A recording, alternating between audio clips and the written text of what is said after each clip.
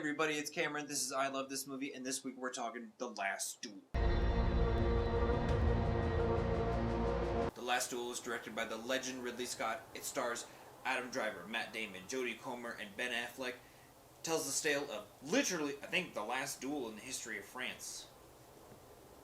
I don't know, I didn't look it up, but it seemed like it was pretty close to the last one. At least that was like sanctioned by the king or whatever. I don't know how it works. A most unspeakable charge has been brought against you. Jacques Legris entered our home. He attacked me. The accusation is false.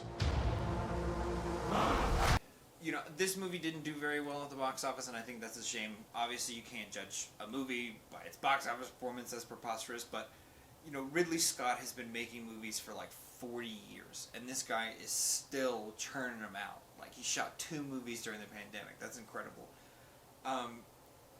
First and foremost with this movie, the screenplay is incredible. Telling the story of The Last Duel from 3 different characters' perspectives. Sometimes you see the same event from the character's perspective, or you sort of see the reaction to an event from the other character's perspective from a different story, and I just thought that was incredible. I just thought that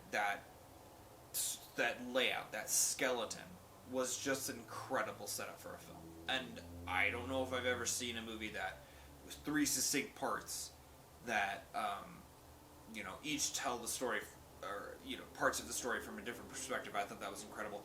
I loved seeing, you know, Matt Damon's character, his own perception of his actions, and then how Adam Driver's character perceived those actions, and then, you know, from Jodie Comer's perspectives, how those actions actually were. That was just incredible. I love that, and this movie really kept me. It's a little long, but it really kept me. You know, I don't want to. The word entertained sounds cheap, but really kept me interested, engrossed the entire time.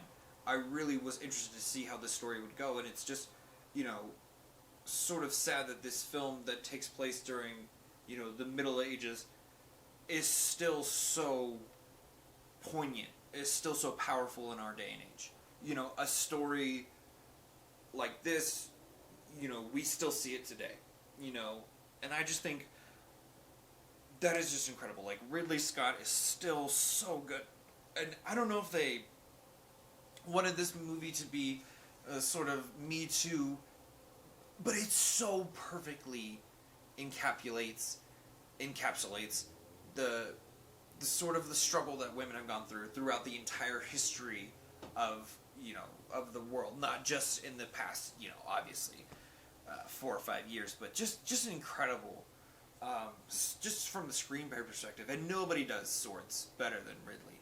I mean, the guy who did Gladiator and Kingdom of Heaven.